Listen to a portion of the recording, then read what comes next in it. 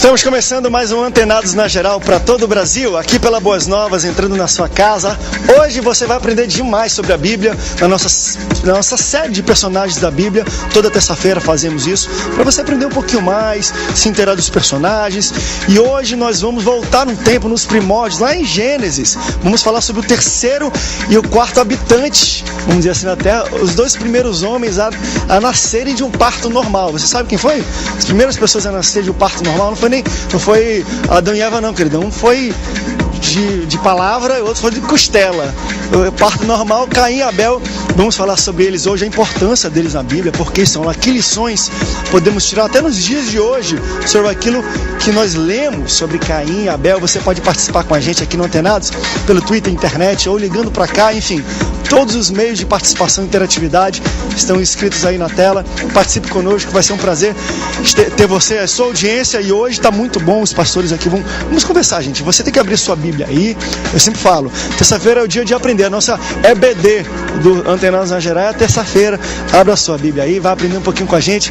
Recebo ele que é pastor, e também escritor e professor de Novo Testamento e Teologia Geral, também pesquisador nas ciências humanas. Pastor Ailton Bezerra, bem-vindo ao Antenados na Geral, pastor. Muito bom, André, muito bom poder estar aqui mais uma vez nessa grande escola, nesse grande ensinamento, e poder compartilhar aqui os debatedores e esse tema tão importante. Caim e Abel tem história de conflitos familiares, tem história de oferta, dízimo, né, entrega ao Senhor, tem questões de inveja. Eu quero até deixar uma coisa importante aqui, porque a inveja é um dos fatores que mais impede ou atrapalha os relacionamentos interpessoais.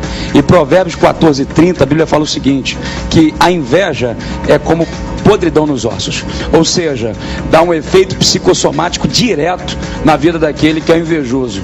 Então que você que está assistindo aí esse debate, logo agora nesse início, que você tem inveja de alguém, trabalhar isso dentro de si, no seu psiquismo, para você ter saúde e não podridão nos ossos. Deixa você cair aí, crente. Também recebo ele que é pastor, membro da Primeira Igreja Batista de Campo Grande, também coordenador do Seminário Betel, pastor João Fraga. Bem-vindo ao Antenados na Geral. Privilégio estar novamente aqui nesta casa, uma alegria voltar aqui novamente, poder colaborar com vocês neste programa. Dá para você aprender muita coisa de Caim e Abel. Com certeza, sim. A gente acho que o pastor Ailton também falou já alguns tópicos que a gente vai tocar aqui. E é interessante isso acontecer tão cedo na história, né, dos homens também já, vamos dizer, além, eu falei assim, no começo que é o primeiro parto natural, mas também temos aí o primeiro homicídio, tem muita coisa que acontece bem cedo mesmo na vida de Caim e Abel. Sim, né? Mas nós precisamos entender por que ele tomou aquela atitude. Aquela ação de Caim tem incontestavelmente um cunho espiritual muito acentuado no que ele fez ali. Para mim, Caim representa a mente espiritual. Isso é muito evidente. Abel representa a mente espiritual. Abel representa a mente espiritual. Caim representa a mente carnal. Está forte hoje aqui, obrigado, pastor. Vamos falar muito ainda. Também recebo ele que é pastor na Assembleia de Deus Campo Grande, Ministério Unção e Fogo. Também é teólogo e conferencista, pastor Marcos Santos. Bem-vindo ao Antenados na Geral, pastor. Obrigado mais uma vez estar com vocês aqui. É um prazer imenso e falar sobre um assunto muito importante, um leque que é Caim e Abel. Hoje um debate vai ficar cerrado aqui. Seja bem-vindo, pastor, mais uma vez aqui. E para fechar, também recebo ele que é teólogo e pastor da Assembleia de Deus em Santa Cruz, pastor Reginaldo de Sá. Pastor Reginaldo, bem-vindo aí ao Antenados na Geral. Obrigado. Eu quero também agradecer em nome de Jesus pela oportunidade, por estar aqui conhecendo a nossa casa, já que sou um dos pioneiros também da Assembleia de Deus ali na Zona Oeste do Rio de Janeiro. E dizer que é muito bom estar aqui para aprendermos junto, né, com vocês. Sua casa, você seja sempre bem-vindo aqui com a gente. Você que está aí nos assistindo também vai participar respondendo a nossa enquete. Agora, você vai ter que responder a verdade, tá? Não pode mentir não, que aí já tá feio o negócio. Você já invejou alguém? Eu pergunto pra você, eu não vou responder porque eu sou apresentador, tá? Então eu não preciso. Você já invejou alguém? Vote sim ou vote não aí pela internet, pelo Twitter, qualquer maneira você pode votar, porque vamos falar de uma história aí de inveja também, contamos aqui no começo.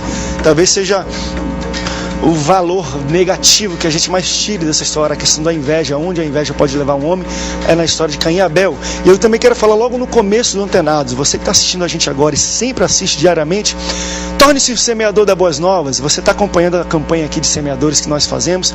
É uma pessoa que ajuda, que contribui, que ora, que assiste a Boas Novas aqui. Para se tornar um semeador é muito fácil. Ligue agora aí para 0 operadora 21 2112 6300 ou acesse o nosso site para saber um pouquinho mais.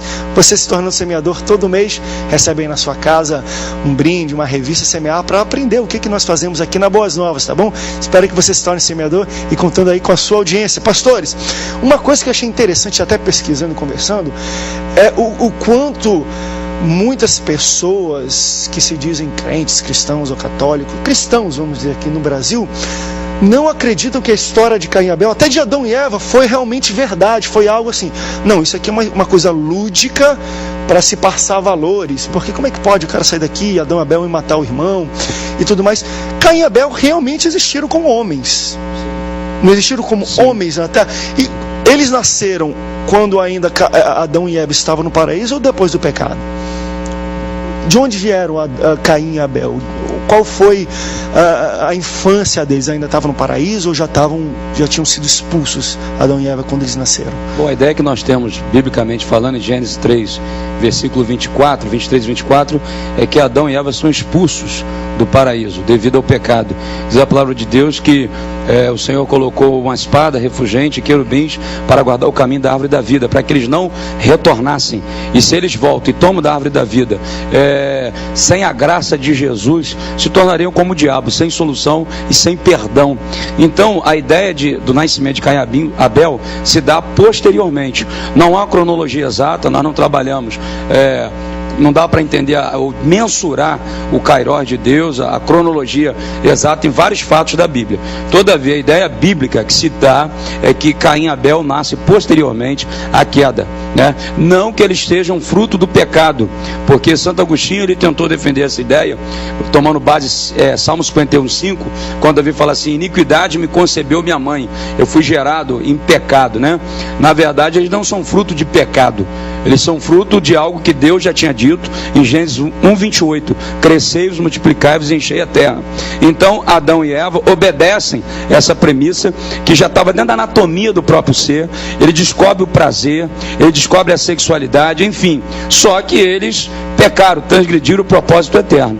E Caim e Abel nasce dentro de uma visão natural dos acontecimentos. Todavia o pecado entra devido, como o próprio pastor ele falou, João Fraga, a questão, essa representatividade que o pastor João Fraga levantou simbolicamente na teologia é interessante. Abel com a mente de Deus e Caim com a mente carnal. É verdade. E talvez seja por isso, André, que alguns teólogos possam tentar a ideia de dizer que seria algo lendário ou tipológico. Na verdade não é. A minha visão bíblica, teológica, é que Caim e Abel são seres reais e não imaginários e não fictícios. Por quê? Jesus em Mateus 23:35, quando ele fala para os fariseus, ele fala assim: olha, o sangue de Abel clama até hoje contra vocês, né? Vocês mataram, eu enviei profetas, sacerdotes, eu enviei tanta gente, vocês mataram, e assim vocês vão fazer sempre, né? Aí ele chama de raça de víboras, fala aí de vós, escribas e fariseus hipócritas.